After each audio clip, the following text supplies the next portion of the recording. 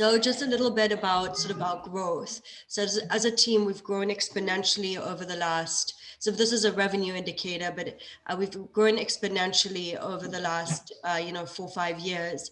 Previously, we were very decentralized, organized, very decentralized. And so a lot of the different offices, and they still do that today, do international development work or humanitarian assistance projects. But we also found that a lot of this work is very specific, and in order to provide, in order to pull off the proposals, to manage the compliance of donors, and to provide adequate support to the field offices and our teams on the ground, we needed to centralize a little bit to be able to do that. And so I know that, many of you, Diana and Jaime, have also been, with the team for many years. Have sort of witnessed and we're still in growing pains, sort of the, kind of organizing this, reorganizing this and growing together really. So it's been quite an eventful 5 years, and there's more to come. So specifically also for 2021, we're really looking forward to be part of, we're still in the midst of the pandemic, and it's been really hard. But we're also hoping that in 2021, we can be part, as a team, as a company, be part of the global recovery efforts. And, that might take different forms. We will have to look at our programming. How can we be relevant? How can we incorporate some of the things, the resilience challenges that came with COVID into our programs, but also potentially in our different countries at seeing if we can be part of new programming that addresses also and supports COVID recovery. For 2025, so looking into the future, we're also looking at being a global leader in risk management, infrastructure resilience, as well as climate change, so being able to grow our capabilities so that we can really help address, which I think is what we sort of also said, the biggest challenge that we have as the biggest generational challenge, which is resilience. And so that we can be part of the solution really. And that sort of dictates really what kind of expertise we bring on board, how we recruit, where we invest energy and time and funding to be able to really most effectively as we can support, addressing this global challenge. So here's a SWOT. So the SWOT was really interesting. So the big themes, so we collated all the data received from you all, and sort of the big themes were teamwork. This came out very, very strong. It was mostly about the dedication of everyone within the team, sort of huge dedication, a lot of care, a lot of people feeling that they, taking on responsibilities and carrying through their work, addressing challenges. So this was really strong as a strength of ours. Also that we have had a very successful track record of projects and are getting recognized in the development sector as a brand, as a new player, as a serious player, as an influencer and thought leader in the urban resilience or the resilience agenda. The other thing is that we've got a distinct service offering. So, Miyamoto's been doing resilience for more than 20 years. Before the word was coined, we started talking a bit more about it. And sort of on the domestic side, some folk like Bob that have been with Miyamoto for 20 plus years, close to 30 years, were quite surprised. They're like, oh, we've been doing this for 20, 30 years, and so really part of our DNA, it was more seismic, that was sort of the anchor, but part of our DNA is this resilience. And so we do have a unique value offering. We're sort of very multidisciplinary also on this call. And we also use data effectively. So, and then the other thing is that because we're of our size, we're still very boutique-y, expert-driven, and flexible. And so as we grow, we also want to make sure that we maintain this flexible operating model that leads to our entrepreneurial spirit.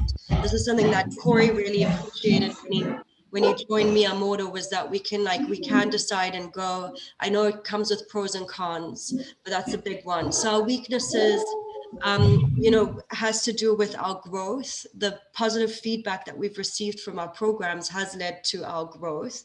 And that's, thanks to everyone's efforts on this call.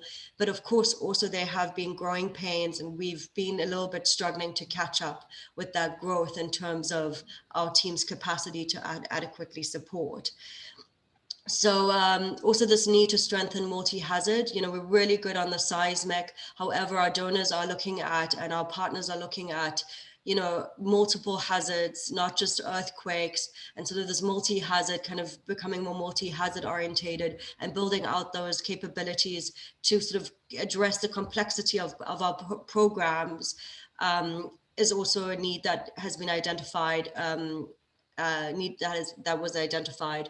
And then the lack of sort of donor and diversification. USAID is our biggest supporter, and particular a few regional advisors within that structure. And then there was this sort of notion that people are unaware of, not all our donors and partners are unaware of the breadth of our programming and our expertise, sort of the diversity of what we've done. So in terms of opportunities, so obviously the big opportunity is that, disaster risk is real. Our issue area, urban resilience is as relevant today as it was yesterday, as it will be tomorrow, and it's increasing. So, we're really working on an agenda item that is critical, needed, we're relevant, and our work is important. The second piece is, of course, COVID recovery. It comes with opportunities as well. Now we need to figure out how to capture, in terms of even how to address changing our programs to adequately address that. But there are opportunities within that. Also a little bit related to that is the new administration in the US that is, very supportive of USAID and development work, particularly Northern Triangle and a few of our priority countries. And are looking at also supporting global COVID recovery through maybe infrastructure programming. So that's an opportunity for us. The housing crisis is real as well. And we have brought on board through Olivia Caldwell, world-class expertise in this area. So that provides a phenomenal opportunity for us. And Olivia, I think probably many of you know her, but we can also introduce everyone a little later. Private sector engagement, this is a new area in the development sector. We are carefully being watched in Jakarta with Hidayat and Elizabeth, who are running that program together with Kali, and of course also with support of others, on how we tackle this, because USAID is trying to figure out how to do good programming in this area. And there's, we're amongst the leading firms now that are doing this kind of work, and have an opportunity to set best practice. DRM policy as well as an opportunity. That would be something I'd love to discuss more with you. Like, is it too localized? Or, can we build sort of internal greater capacity, skill sets to support country offices in doing debris management plans, et cetera. So that's sort of an opportunity there. There are very few leaders in this space as well globally. New technologies, of course, AI, what can we do with that? Remote censoring, et cetera. Threats, time of uncertainty, we all know this, donor shifting priorities. We're still seeing this a lot. There's low-cost competition on the market as well that we see, particularly around infrastructure programs, reliance on USAID as our largest donor, and there's a big localization drive. Where do we sit within that structure? We're kind of international, but there's a big localization drive there as well, and tighter controls around sole sourcing, which is specific to the World Bank. And so our big strategy is here to address this. So one is that we are looking at diversifying.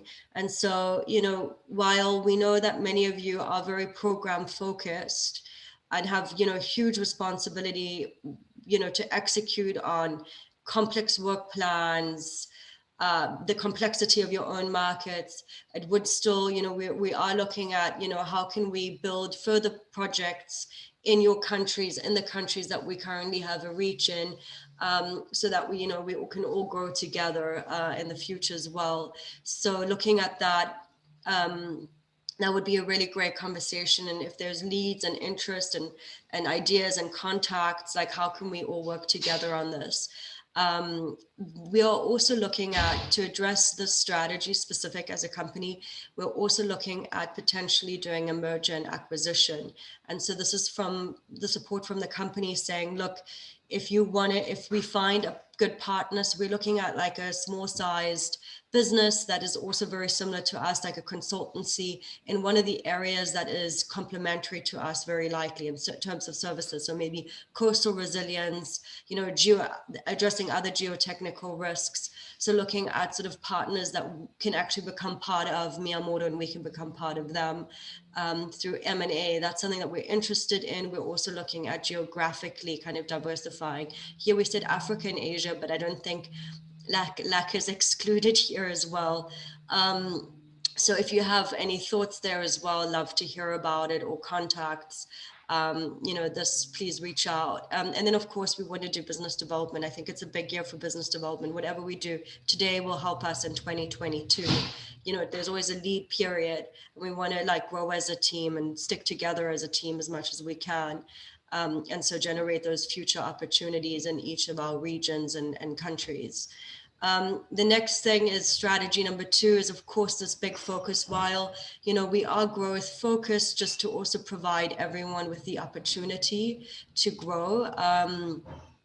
We are also really this year focused on, you know, really tightening our internal, strengthening our internal capabilities to support the teams and to support program managers, specifically to support our program managers out there doing the work. And so some of that looks at expertise. Corporate engineering is expanding, looking at hiring additional expertise and probably in the GIS expert area to provide sort of additional support. That team has also grown a little bit, but that's sort of an area that is looked at for also doing the risk studies. Other areas that we're looking at, as well as operational, we're currently a little bit thin staffed. So we're looking at sort of admin and operational support, finance support, compliance support, to really have that right expertise and skill set on board. And we've in a recruitment process right now, and we'll be joined by a very, very senior finance and compliance expert in March. And hopefully that will also support the teams further there. It's a really true expert in this area that is joining us. Proposal writing and recruitment, this is a big effort. You know, we're currently writing a couple of proposals every month. That's what we need to do to keep going. And of course, that's, you know, something that is challenging. Luckily, in the LAC region this year, we're writing less proposals than last year. Last year was huge. So kudos to the team again on that, Corey and all the PMs on all that hard work earlier last year that has led to the programs now. Of course, also Asia. So the last one is teamwork. How do we continue to build on this? And so these brown bag series, and there's a whole bunch of other initiatives that we're very interested at looking at, is sort of how do we come together across these different time zones and work together and share our expertise and learn from each other. And so that's sort of to sort of increase our learning opportunities and platforms. And so any ideas there are also welcome. So with that, thank you so much.